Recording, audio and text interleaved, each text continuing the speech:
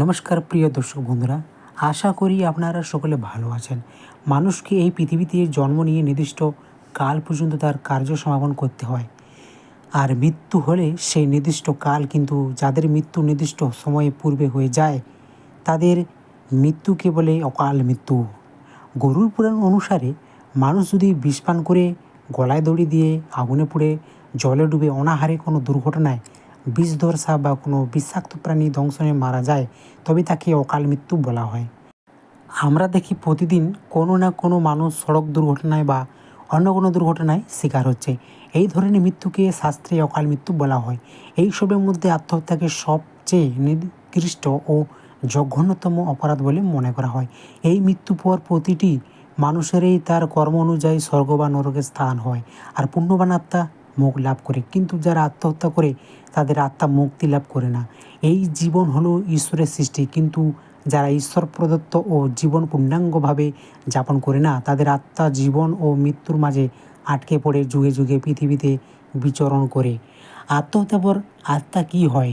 মানুষ যখন হতাশ হয়ে পড়ে, তার যখন মনে হয় এই জীবন থেকে আর তার কিছুই পাওয়া নেই, অথবা তার মনে হয় সে যদি না থাকে তবে যারা তাকে দুঃখ দিয়েছে তাদের মনে তার জন্য দুঃখ হবে। এই সব ভেবে যখন কেউ আত্মহত্যা করে, কিন্তু আত্মহত্যার পর দেখা যায় সে মুক্তি সে চেয়েছিল, সেই মুক্তি তার হলো না। সে কষ্ট সে অন্যদিকে দিতে চেয়েছিল, সেই কষ্ট তাকে চারপাশ থেকে ঘিরে ধরল। তখন কি হবে? এমনই একটি কাহিনী আজ আপনাদের শোনাবো। রাত তখন গভীর, গ্রামের চারিদিকে শুধু ঝিঁঝি পোকার ডাক, আর দূরে শ্মশানের দিক থেকে ভেসে আসা হালকা ধোঁয়ার গন্ধ। আকাশে পূর্ণিমা চাঁদ থাকলেও যেন চারদিকে এক অদ্ভুত বিষণ্ণতা ছড়িয়েছিল। সেই গ্রামেরও এক যুবক ছিল, তার নাম অরিন্দম। খুব শান্ত, ভদ্র আর মেধাবী ছেলে।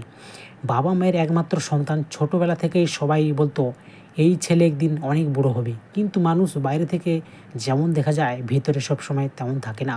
অরিন্দমের জীবনেও একের পর এক আঘাত আসতে লাগলো। চাকরি চলে গেল, বন্ধুরা দূরে সরে গেল, যাকে ভালোবাসতো সেও তাকে ছেড়ে অন্যত্র বিয়ে করে নিল।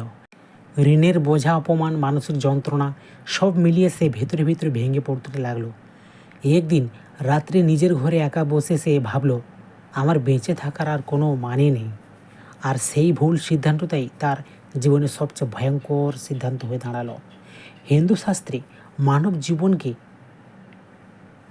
বলা হয় অত্যন্ত দুর্লভ। গরুর পুরাণ, ভগবদ্গীতা, অগ্নিপুরাণ, এমনকি বহু সাধু সন্তদের বাণীতেও বলা হয়েছে, যে ব্যক্তি নিজের জীবন নিজেই নষ্ট করে সে প্রাকৃতিক নিয়ম ভঙ্গ করে। কারণ জন্ম ও মৃত্যু দুটোই ঈশ্বরের হাতে। মানুষ শুধু কর্ম করার অধিকার পায়।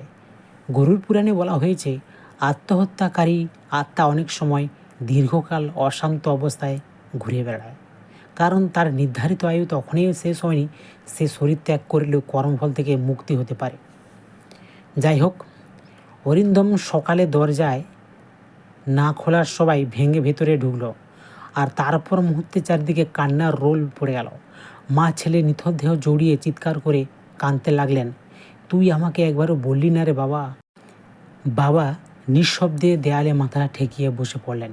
কিন্তু কেউ জানতো না ঠিক সেই সময় অরিন্দমী আত্মা ঘরের এক কোণে দাঁড়িয়ে সব দেখছে। সে চিৎকার করে বলতে লাগলো, আমি এখানে আছি, আমি মরতে চাইনি, আমাকে বাঁচাও।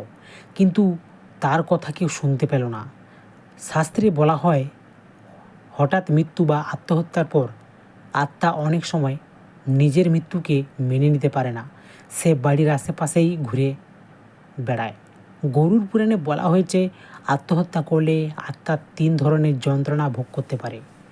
অসমাপ্ত বাসনার যন্ত্রণা, যে স্বপ্ন, আশা, ভালোবাসা নিয়ে মানুষ বেঁচেছিল সেগুলো হঠাৎ ছিন্ন হয়ে যায়। আত্মা সেই অপূর্ণ ইচ্ছায় টানে পৃথিবীতে প্রতি আকৃষ্ট থাকে।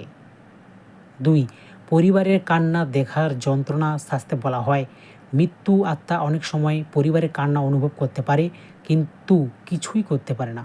নম্বর 3, একাকিত্ব ও অন্ধকার। যারা স্বাভাবিক মৃত্যু পায় তারা ধীরে ধীরে পরবর্তী যাত্রার দিকে এগোয়, কিন্তু আত্মহত্যার ক্ষেত্রে আত্মা বিভ্রান্ত অবস্থা থাকতে পারে। অরিন্দমের মৃত্যু পর তার বাড়িতে যেন অদ্ভুত পরিবর্তন শুরু হলো।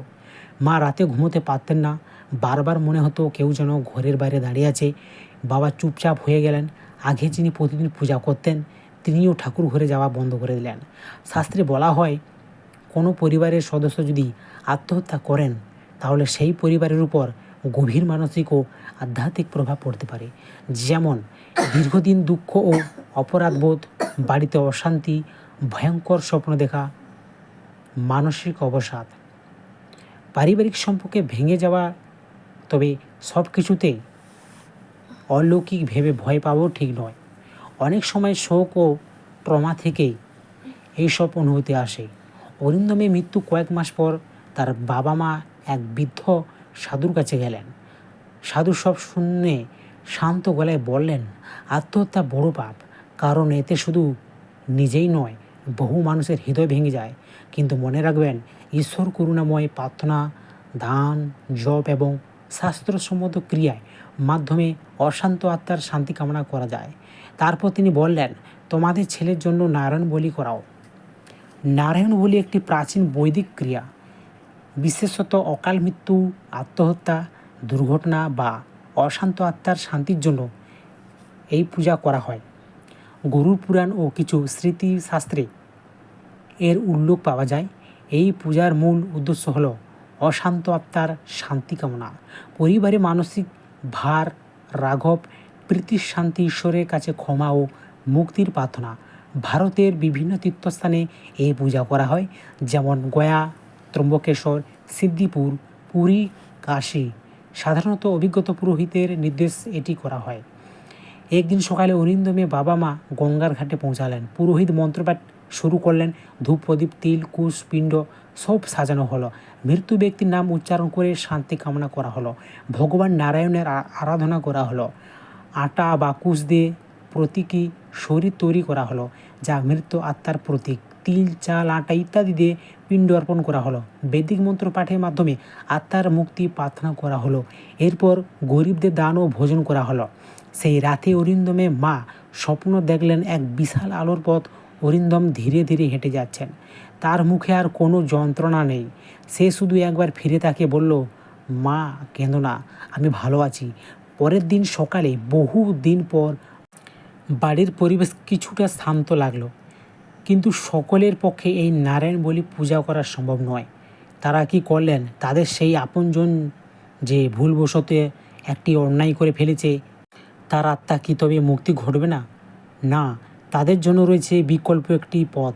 শাস্ত্রে বলা হয়েছে, কোনো আত্মার জন্য সবচেয়ে বড় সাহায্য হলো আন্তরিক প্রার্থনা ও সৎকর্ম, যেমন হরে কৃষ্ণ, ওং নমো নারায়ণায় এবং মহামৃত্যুঞ্জয় মন্ত্র জপ করা। প্রতিদিন সন্ধ্যায় প্রদীপ জ্বালিয়ে আত্মার শান্তি প্রার্থনা করা। গরিব মানুষ, গরু, পাখি ও ক্ষুধার্তদের খাবার দেওয়া। গীতা পাঠ করা, বিশেষ করে গীতার 2য় অধ্যায় পাঠ করা এবং ঈশ্বরের কাছে ক্ষমা প্রার্থনা, কারণ শেষ বিচারে ঈশ্বরের হাতে। সবচেয়ে গুরুত্বপূর্ণ কথা হলো, কোনো সমস্যা জীবনের চেয়ে বড় নয়। আজ যে মানুষটা ভীষণ কষ্টে আছে, কয়েক বছর পর সে মানুষ হয়তো নতুন আলো খুঁজে পাবে। অন্ধকার যতই গভীর হোক, ভোর একদিন আসবেই। শাস্ত্রে মানুষকে ভয় দেখানোর জন্য নয়, জীবনের মূল্য বোঝানোর জন্য। যদি কখনো মনে হয় সব শেষ, তাহলে একা থাকবেন না। নিজের মানুষের সঙ্গে কথা বলুন। পরিবার, বন্ধু, গুরুজন বা মানসিক স্বাস্থ্য বিশেষজ্ঞে সাহায্য নিন। কারণ জীবন শুধু নিজের নয়, মা বাবার স্বপ্ন, সন্তানের ভরসা, প্রিয়জনের ভালোবাসা, সব মিলিয়ে একটি জীবন। গরুড় পুরাণে বলা হয়েছে, শরীর নশ্বর কিন্তু আত্মা অবিনশ্বর। তাই জীবনে কষ্ট যতই হোক, ধৈর্য, ভক্তি, সৎকর্ম আর ঈশ্বরের নাম মানুষকে অন্ধকার থেকে আলোয় নিয়ে যেতে পারে। আত্মহত্যা কোনো মুক্তি নয়, মুক্তি আসে আত্মসমর্পণে, প্রার্থনায়, কর্মে এবং সময়ের সঙ্গে লড়াই করে এগিয়ে যাওয়া। আর যে পরিবার এই দুঃখের মধ্য দিয়ে যায়, তাদের সবচেয়ে বড় প্রয়োজন হলো ভালোবাসা, সহানুভূতি ও পাশে থাকা। তো প্রিয় দর্শকবিন্দু, এই ভিডিওটি যদি ভালো লেগে থাকে, লাইক করতে ভুলবেন না আর সাবস্ক্রাইব করবেন। জয় শ্রীরাম, জয় শ্রী হনুমান।